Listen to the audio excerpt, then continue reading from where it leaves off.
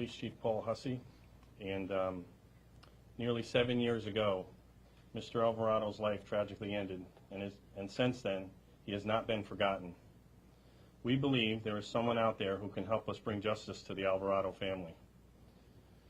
Every bit of information helps, so we are appealing to the public to reach out to us and provide information that might identify Mr. Alvarado's killer and arrest those responsible for this heinous crime.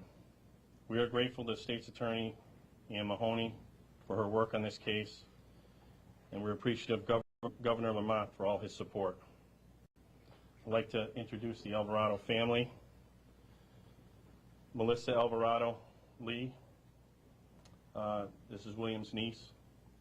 Oscar Alvarado, and this is Melissa's father, also William's brother. Robert Alvarado, also William's brother.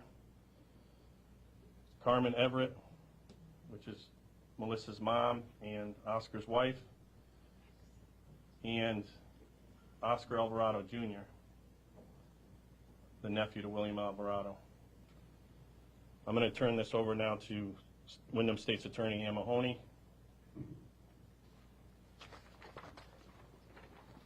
Thank you, Chief.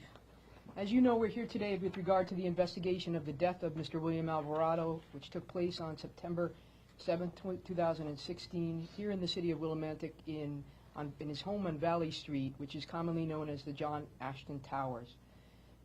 I'm appreciative of the efforts that the Alvarado family has made to be with us here today, and I am pleased to announce that Governor Lamont has approved a $50,000 offer of reward for information leading to the arrest and conviction of the people who may be responsible for, or who are responsible for Mr. Alvarado's death. Oftentimes people don't know that the information that they have is significant because they can't see the entire picture. But you may have information, and I want to thank the members of the media today helping us push out this positive message that if you have information, we want you to come forward and provide that information. You may not understand the significance of the information that you have, but you may be an important piece of the puzzle, or you may be the first domino in a series of dominoes that leads to an arrest and a successful prosecution. Mr. Alvarado's family remains hopeful that someone will come forward with that information. A lot of times we hear from people during trial preparation additional information that they had not previously disclosed. And we ask them why, and they tell us it's because nobody asked. So I'm here today to ask, if you know something with regard to the death of Mr. William Alvarado, please come forward and provide that information. The Willimantic Police Department were the initial responders in this case. I asked the Eastern District Major Crimes Unit to take over the investigation, and more recently I have asked the Cold Case Unit in the Chief State's Attorney's Office to take over the investigation from Eastern District Major Crimes. And we have here with us today Supervisory Inspector Michael Sheldon, and I'm going to ask him to come forward and make some remarks. Thank you very much. Thank you. I'd like to thank State's Attorney Ann Mahoney for requesting this reward. I'd like to thank Chief Paul Hussey for having us here today. And I'd like to thank the Governor's Office for approving this reward for information that leads to the arrest and conviction of the person or persons responsible for Alvarado's death. This remains an active, open investigation, and we're hoping that tips could lead the way to figuring out the pieces of the puzzle to solving this case. As you can see, the families waited almost 7 years and are hopeful that we can do something to help, and that's why we're here. So thank all of you for coming.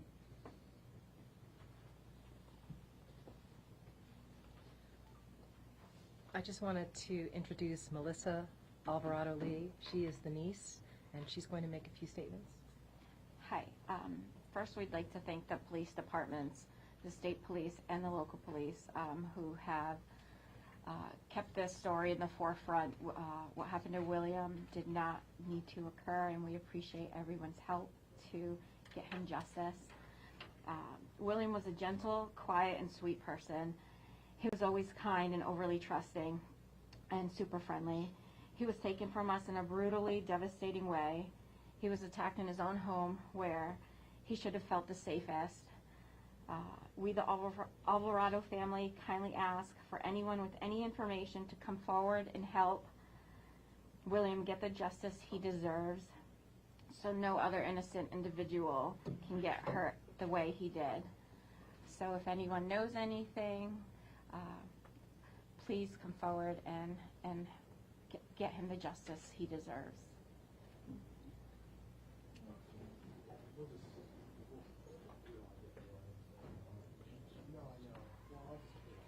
Okay, this concludes our press conference for today. I thank everybody here for coming and supporting this cause. And Anybody have any questions? anybody else have any questions? I have a question for Melissa. If you could just make sure we have the correct spelling of your name. And then just if there's anything else that you want us to know about your uncle, you know, what did you love about him the most? What do you want viewers to know about him? He was sweet. He was super trusting, which is probably, you know, not good because look where it got him. But he was just a quiet person and happy, and someone who didn't deserve what happened to him. And can you just spell your name for us? Oh, Melissa-Alvaradole. Also for Melissa, you know, what kind of hope does this reward give you going forward? It gives us a lot of hope. It makes us feel that it could shuffle out, like the district attorney said, some knowledge that perhaps someone may not realize can catapult it into actually making progress in getting an arrest done, and give them a little incentive to come forward, where maybe they made a choice to, I don't want to be involved, but now they have some sort of reason. Unfortunately, it's for money, but whatever it takes, we'll take it, you know. We just want it solved. And Melissa, what have the past nearly 7 years been like for your family living with this? Hard, sad, kind of like a standstill. You know, you talk about it, and it's just heartbreaking to know that my uncle and my dad, they lost a brother, and for really no reason, and probably a silly reason for that matter, and to not know that that person is out there living their life like nothing is heart-wrenching. And as well, that could hurt someone else. An innocent person like William was. Step up to the mic, please, just so we can be able to. William was an innocent elderly person who loved everyone, who was very kind. And an individual or individuals took his life. And we need justice for William. We need justice. Not many people stand in your shoes, and you know, I guess you explain well how this really has affected you over the past 7 years. It has affected our family a lot. I mean, someone takes your loving uncle or brother or brother-in-law away in the manner that they took him. It's devastating. And there is someone out there, a killer, loose, that could do harm to other innocent victims. William was someone who never had any problems or issue with the law. Never, in his 70-something years, had a clean record. And someone came and took his life for whatever motive or reason that we don't know. So we need justice for William. Can we have your name, ma'am, and the correct spelling of it, please? Carmen, C-A-R-M-E-N, Everett, E-V-E-R-E-T-T. Thank you. And I want to thank you all for being here and getting this case moving on and moving forward. And hopefully we will have someone behind bars that does not need to be out there that will hurt someone else. Carmen, what was your relationship with? My ex-brother-in-law and my children's uncle. And if you guys had ever met him, he was the most loving, humble, kind human being who would not hurt a fly. He would take your shirt or all his money and give it to whoever needed it without thinking about it twice. And somebody took advantage of that situation, unfortunately. Thank you. I don't know if an officer would want to speak to where the investigation is, or even from what she said, were there other items taken at the time, or any insight? I really don't want to get into that because the best tips come when people tell us from their own knowledge and not from what they've seen in the media. Because then if it's out in the media, then obviously any defense attorney worth their salt is going to say, well, you saw this on the news or you read this in the paper, and it really helps us find the people who should legitimately get this reward based upon what they actually know. And we can't ask them enough to please come forward. Another quick question for you. How confident are you that someone has that piece of information that's going to bring this all together for you, and that it's someone that will be watching this? I would say I'm more hopeful than confident, right? It's very difficult to gauge from where we're at, but obviously if they are people that are reluctant to normally talk to the police, this is the reason to talk. This family, they're here, they're asking for justice, they want you to come forward, solve this mystery, do a good thing for them. It's not going to bring William back, but it will bring them some peace to know that the responsible person is not out there and could harm someone else's loved one. Is there some type of criteria, or at what point does a case have to get in order to get to a reward of this size? Michael?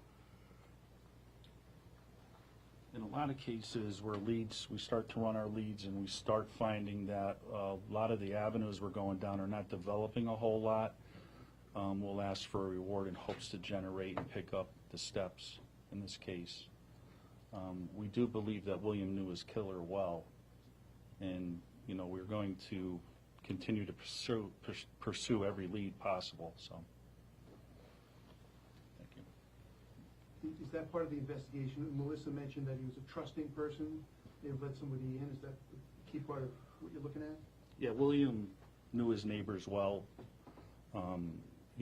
He was, like she said, a very kind person. So his friend base was pretty large, and there's a lot of people around the area where he was murdered that knew him very well.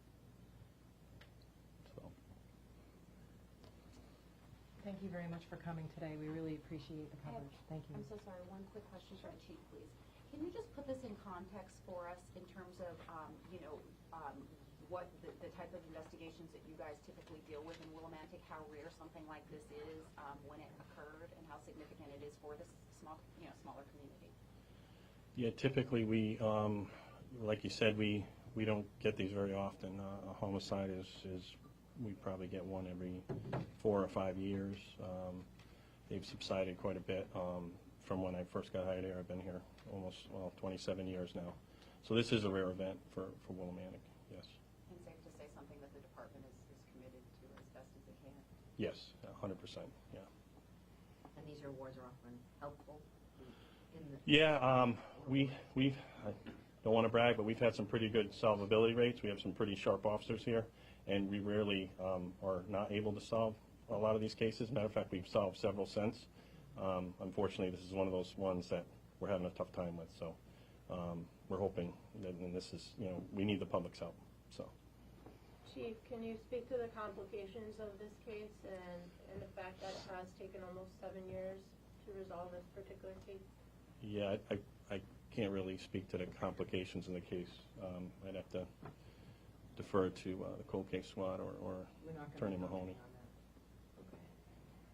Thank you very much. Appreciate your time. Thank you.